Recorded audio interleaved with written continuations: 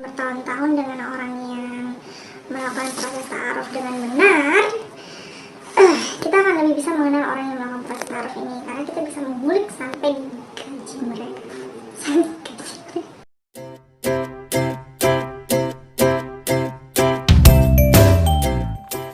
Halo, selamat pagi, siang, atau malam nih ya. Pokoknya selamat jam apapun deh kalian nonton channel saya, Happy Wife. Jadi kenapa wife harus happy? Biar kita bisa punya happy family gitu.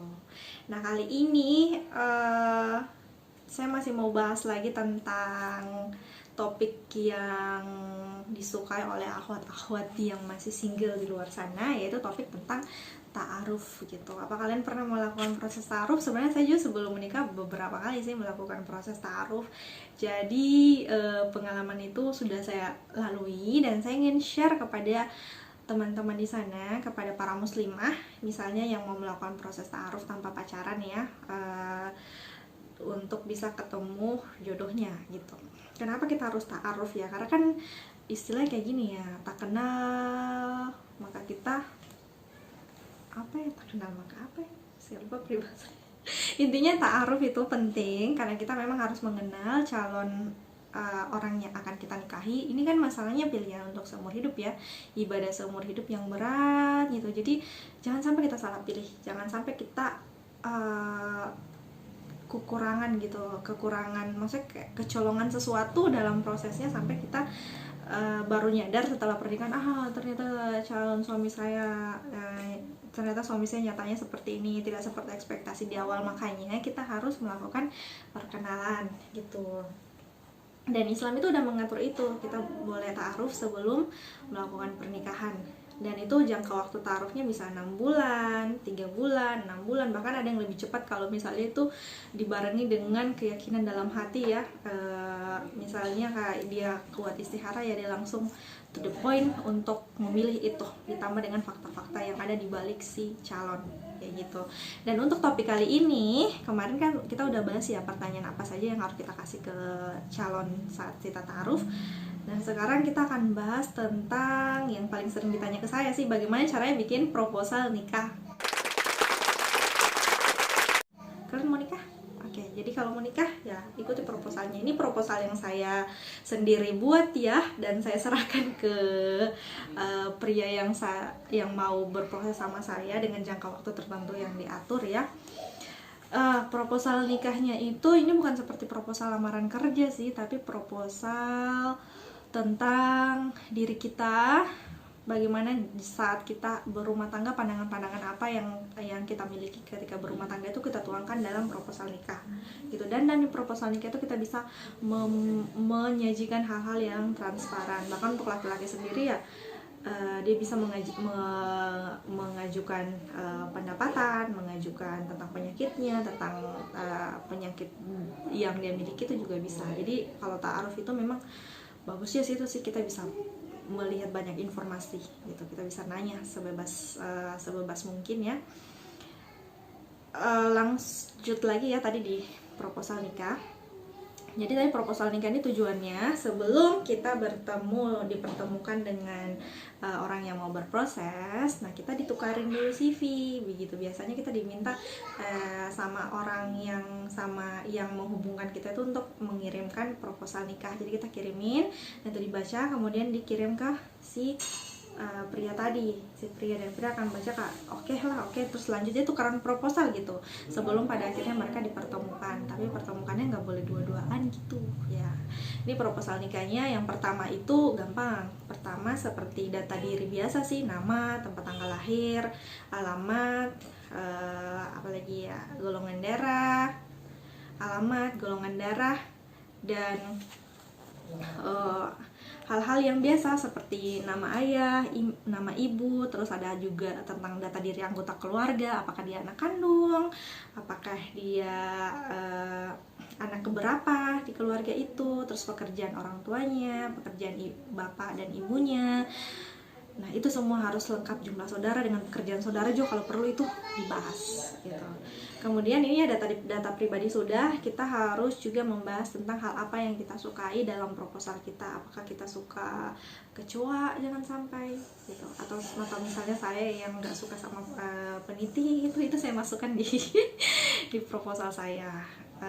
Setelah apa yang disukai, apa yang tidak disukai itu masuk, kita masuk pada prinsip hidup.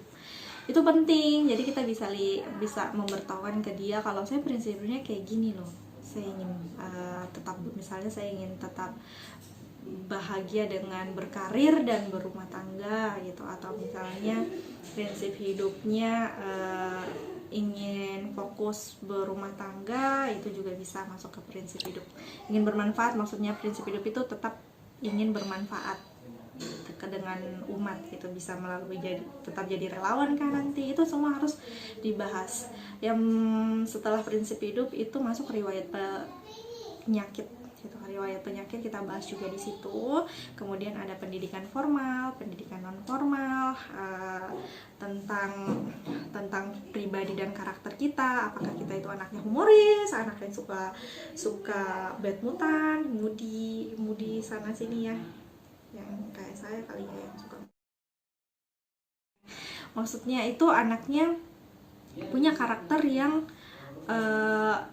harus dijelasin ke calon pasangannya, karena biasa calon pasangan itu misalnya dia anaknya pendiam gitu, dan dia mungkin punya kriterianya yang suka yang cewek humoris. Nah itu karakter kita bisa kita masukkan di situ. Setelah itu bisa juga masukkan pengalaman organisasi, riwayat pekerjaan, terus tentang planning hidup berkeluarga. Ini sangat penting juga. Jadi karena kita ini mau mengajukan proposal untuk menikah, jadi kita harus memperjelas planning kita saat berumah tangga nanti gitu. Apakah kita masih mau tetap bekerja, apakah kita masih udah akan fokus berumah tangga saja gitu ya, seperti itu. Nah seterusnya kriteria suami ideal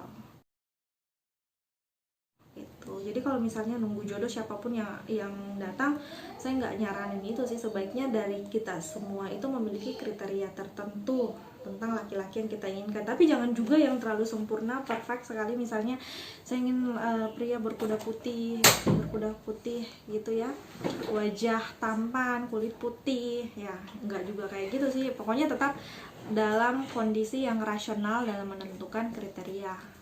Kalau misalnya dulu saya tuh kriterianya apa ya, kriteria calon suami saya itu yang out of the box gitu, orangnya sederhana, misalnya dia waktu humoris gitu ya, karena humor itu penting dalam rumah tangga. Terus orangnya itu tipikal pemimpin, kemudian dia nggak perlu sih yang kayak punya gaji yang besar, nggak perlu, yang penting dia orang yang bertanggung jawab dan mau kerja apa saja.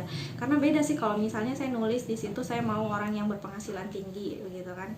Nah kalau misalnya dia punya penghasilan tinggi kemudian dia usaha atau pekerjaannya off gitu ya gimana gitu. Jadi kalau misalnya orang yang bertanggung jawab, pada saat apapun dia akan berusaha untuk tetap memberi nafkah istrinya. Jadi itu penting.